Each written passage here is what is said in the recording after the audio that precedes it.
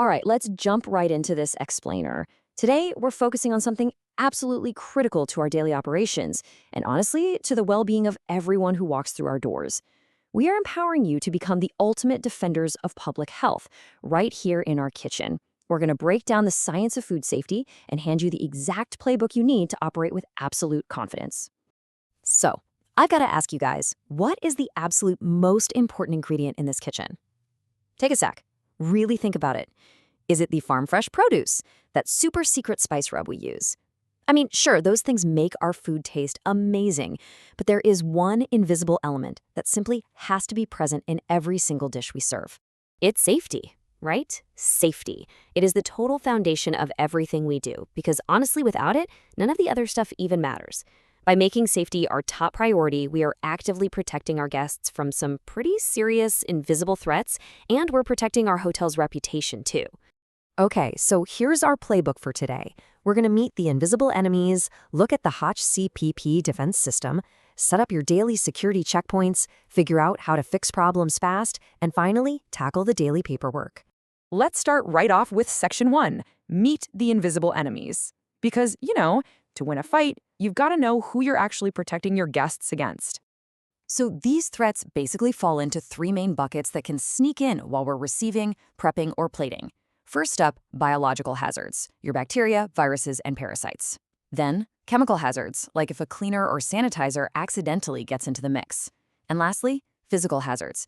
And hey, that's not just an obvious chunk of plastic or broken glass. It could be something tiny, like a single rogue metal shaving from a banged-up can opener. We really need to zero in on the biological hazards. Why? Well, unlike a weird chemical smell or a piece of plastic you can easily spot, biological hazards like Salmonella, E. coli, norovirus, they are totally invisible. And man, do they multiply fast. Under the right conditions, one single bacterium can turn into millions in just a few hours. That makes these disease-causing bugs the leading cause of foodborne illness and absolutely enemy number one on the kitchen floor. And this right here shows us exactly how to fight back. Bacteria grow like crazy in what we call the temperature danger zone. That's between 41 and 135 degrees Fahrenheit. Keeping food way out of this zone, keeping the cold stuff below 41 and the hot stuff above 135, is our absolute best weapon to stop them in their tracks. So how do we make sure we are systematically winning this fight every single shift? That brings us to part 2, the HACCP defense system. That stands for Hazard Analysis and Critical Control Point. Now, before we get into the nuts and bolts of how it works, let's talk about why this actually matters so much. This isn't just management tossing rules at you for the fun of it. It's about protecting public health by proactively preventing people from getting sick. It keeps us completely compliant with the health department, builds real trust with our guests, and crucially, it provides undeniable proof that our food is safe if anyone ever asks. All right, the whole HACCP system is built on 7 core principles, and they kind of flow together like a story. Let's say you're cooking a chicken breast. Principle 1, hazard analysis, knowing raw chicken can carry salmonella. Principle 2, identifying the critical control point, so making the grill our actual checkpoint. 3, establishing the critical limit. That chicken has got to hit 165 degrees. 4 is monitoring, actually temping it with your thermometer. 5, corrective action, tossing it back on the heat if it's undercooked. 6, verification, a manager double-checking that this whole system is working. And 7, record-keeping, writing that safe temp down on paper. Moving right along to Section 3, your daily security checkpoints. Let's see how this all plays out in your actual routine on the floor.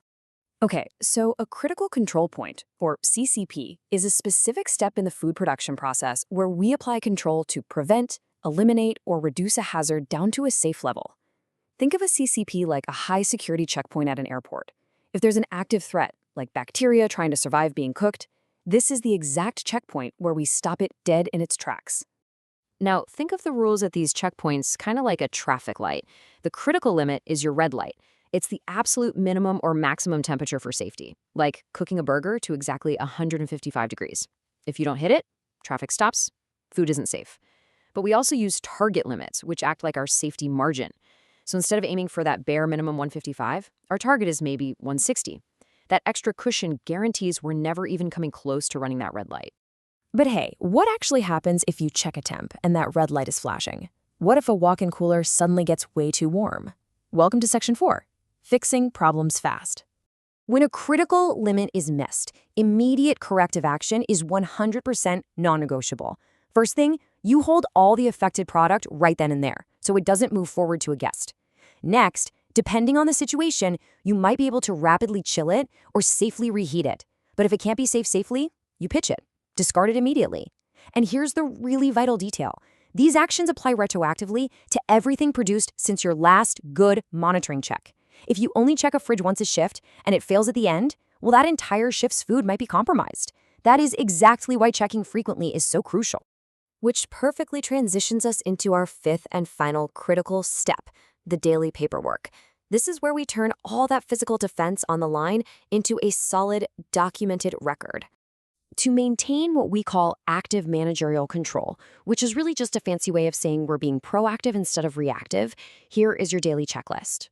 Grab your calibrated probe thermometers for accurate readings and check holding temps, typically every 2 hours.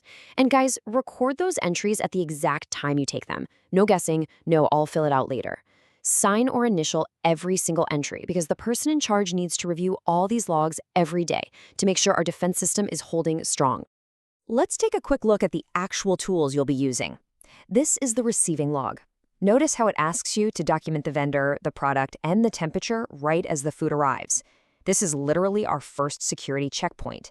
By meticulously checking temps right at the dock, we make sure biological hazards never even make it through our back doors. Next up is the Food Contact Surfaces Cleaning and Sanitizing log. Here, you're tracking wash, rinse, and sanitize temperatures, plus your sanitizer concentration. Remember earlier when we talked about chemical hazards? Well, the right sanitizer strength kills biological bugs perfectly. But if you overdo it and make it too concentrated, boom, you've just created a dangerous chemical hazard. This log keeps that delicate balance perfectly in check. And finally, the food preparation log.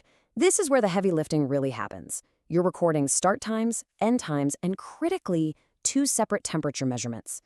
By documenting this, you are literally locking in our biological defenses.